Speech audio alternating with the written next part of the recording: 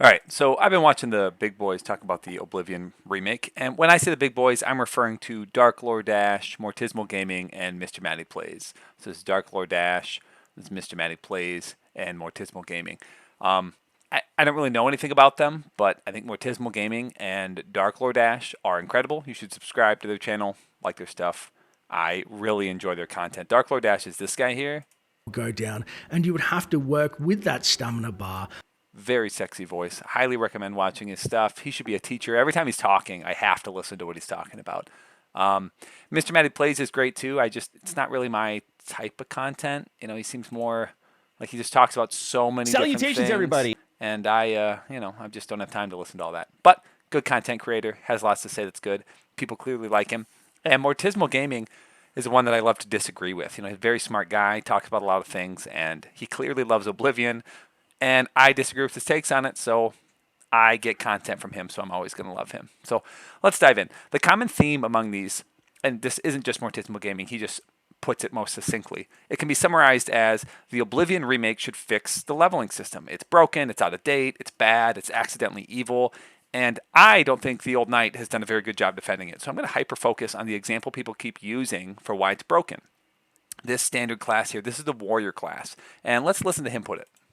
For instance, if you were to pick a warrior class just from the pre-generated list, you've actually made it impossible to get the max bonuses to stats a warrior needs, which is silly, to be honest. But I think the most interesting thing about a potential remake.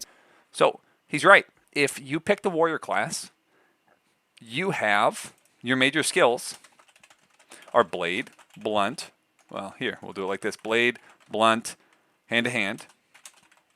And this will be quicker. Heavy armor, armor and block, and athletics.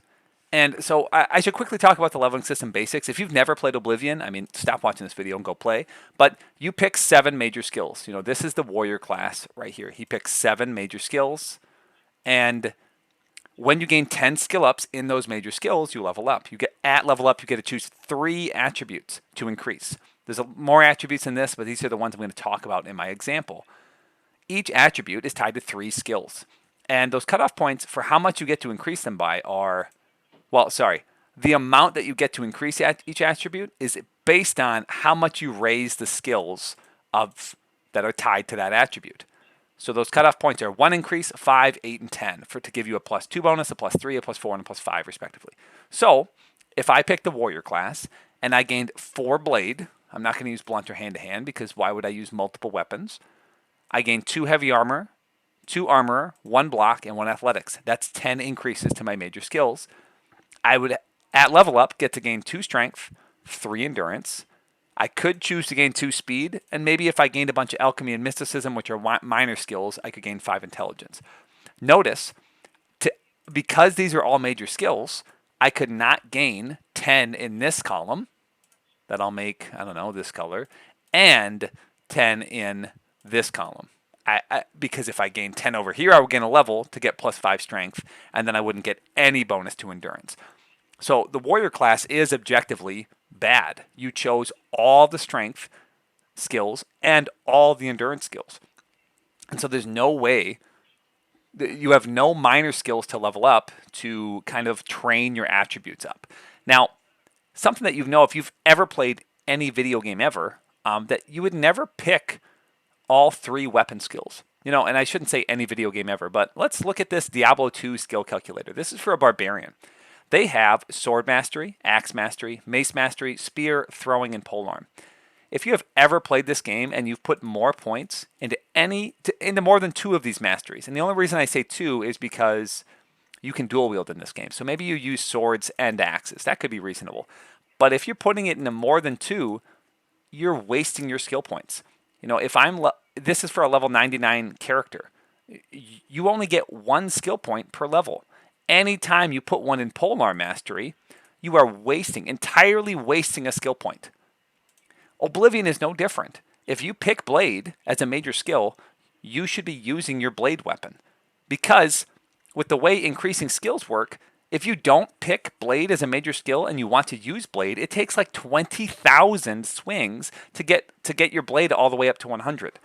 So you want to pick the weapon you use as a major skill.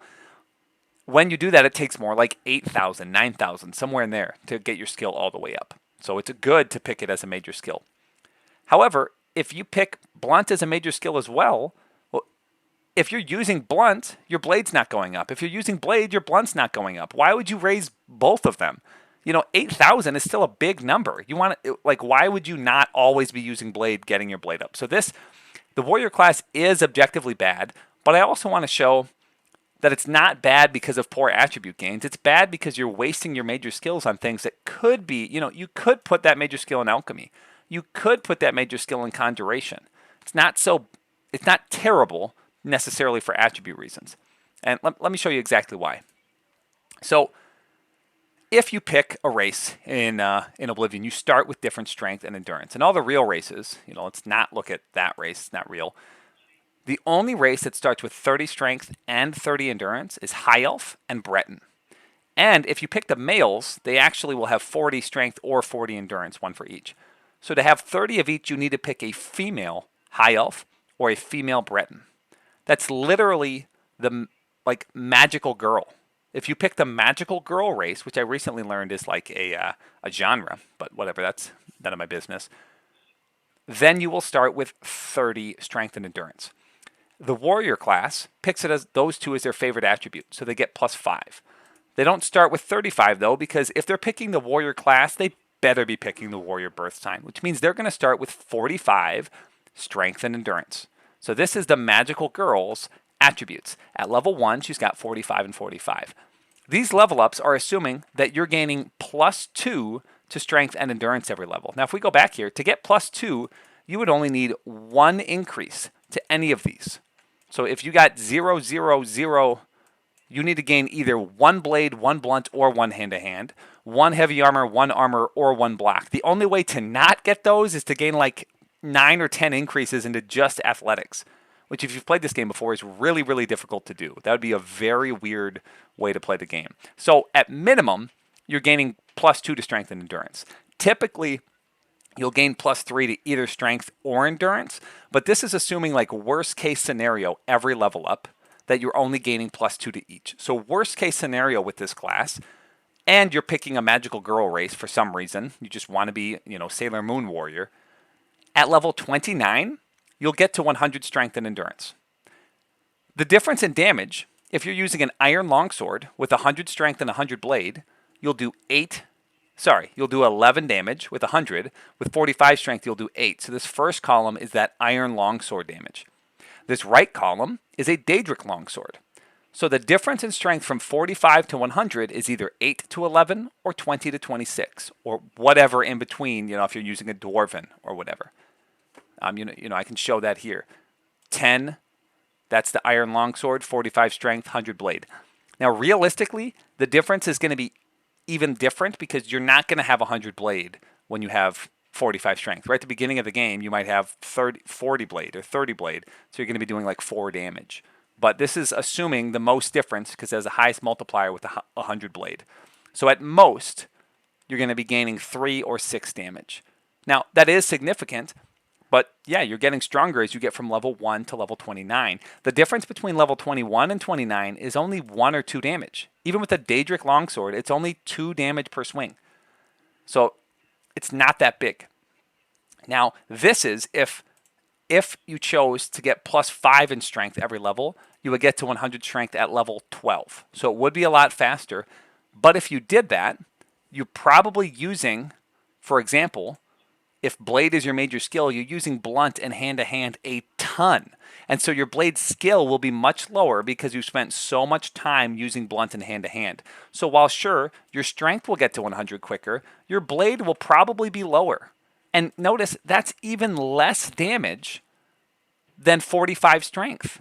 So I think it's more important to focus on getting your blade up and just letting your strength level naturally. It will get to 100. You'll get there. Don't stress about it. Next, we look at a real race. If you're going to play a Nord, a Redguard, be a man, you're going to start with 65 strength. This is what Grandpa did. This character at level 14, I was already at 100 strength and endurance. If you watched my videos or my streams, I was not efficiently leveling at all on this character. The most I did was I would go to a trainer and train hand-to-hand. I'd spend my gold. Or I'd watch those guys punch in the arena, and that gives you 5 hand-to-hand. but that's it. And that's because even if I gained +2, only +2 every level to strength and endurance, meaning I leveled one blade skill and I blocked a few times, that's it, I would still get to 100 strength and endurance by level 19. That's pretty early. So at worst case scenario, level 19 is when I'm going to get there. That is still pretty low level. I typically slow down my levels around level 30-ish. And the warrior won't be getting too high a level either because they're not going to be leveling their blunt or hand-to-hand. And athletics is not going to get to 100 unless they play forever. And so they'll stop leveling around level 30-something. So, oops. So this is not going to be a big deal for them. If you're a burly main and you efficiently level, yep, you'll get to 100 strength and endurance by level 8. So it can happen super quick. You're right, efficient leveling will make your character a little stronger. However, it takes a ton of time, it takes a ton of work, and it's absolutely not worth it. Look at these damage differentials. The difference between 85, so this is level 11, 85 strength is 10 damage to 11.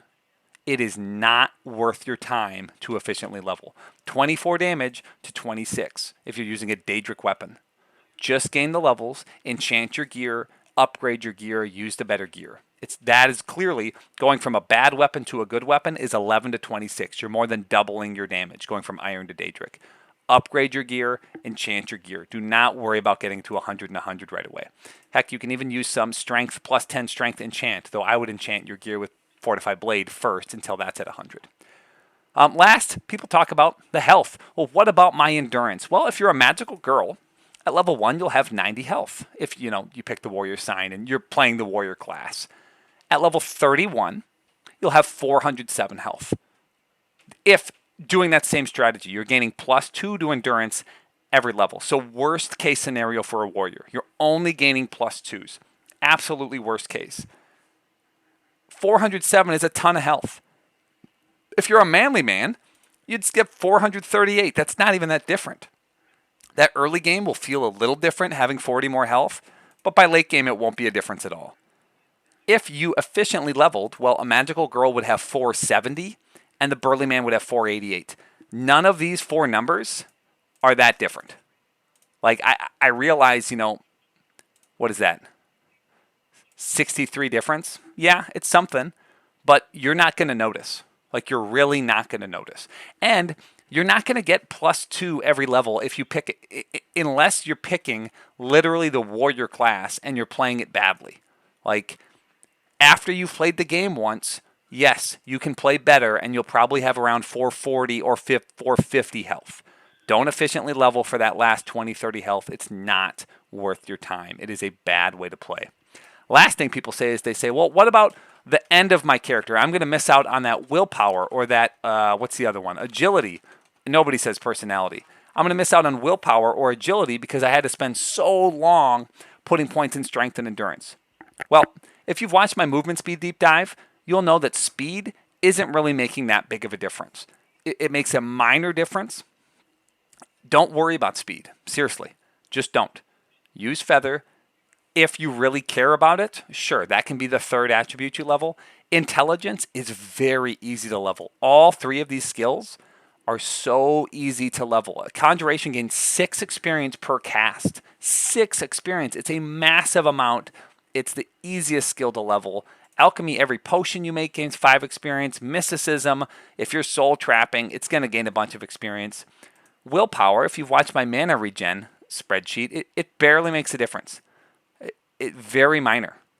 It's not worth your time. And agility, the last one, is actually bad. You don't want agility. Here, let me pull over this mana regen one really quick. Let's go to 200%. So if you have max, this was talking about it, Brett, and this was a long time ago. If you have max Magicka, 200, so you have 100 int, and you have 50 willpower, now let's go to 200, you have 3.5 mana per second. Going to 100 willpower is 2 more mana per second. You're barely going to feel that. Your natural regen is really low. If you want to actually have high regen, you need really high magical pools from enchanted gear, or really high willpower like I was doing on this character, or you just use restore magicka potions. The in-combat regen is not that good. The reason I don't like the Atronach is because you can't just wait an hour and get full magicka. And and you can't do these fun builds where you get like 70 magicka per second. That's a totally different thing, though. The warrior, who didn't pick any major skills of like destruction or restoration, isn't doing that. So you'll be easily able to get 200 magicka, and yes, your character will be a little weaker if you don't smart level at all. If you play in the absolute worst way possible, picking this warrior class, yes, your character will be a little bit worse. You still don't need to efficiently level. The leveling system isn't broken. It's a good thing that if you don't play in a good way, your character's a little weaker. You should have to play in a smarter way to have a strong character. Just like in Diablo 2, if your buddy just put all of his points into all these masteries, you called him an idiot and he couldn't get past, he could never kill Duriel in normal mode. That's a good game. That's a good thing about the game, not a bad thing about the game. So I think the leveling system is great. I love this level of complexity. I love the feeling of, oh, I'm a warrior class, but I want to gain intelligence, so I have to do things like alchemy, mysticism, and conjuration. I've talked before how I wish each attribute actually had 4 skills, like maybe athletics counted for endurance and speed, and maybe acrobatics counted for strength and speed, and maybe 1 or 2 more could count for 2 attributes to make some of them a little easier to level. In particular, strength and endurance, I think, are some of the harder ones to level. But this idea that they need to do an entire overhaul because someone picked the warrior class once and had a bad time, that's just a bad idea. This is a good leveling system. Yes, weapon damage should be buffed about 20%, because even late game with 100 blade, 100 strength, 125 weapon durability, you're just not doing enough.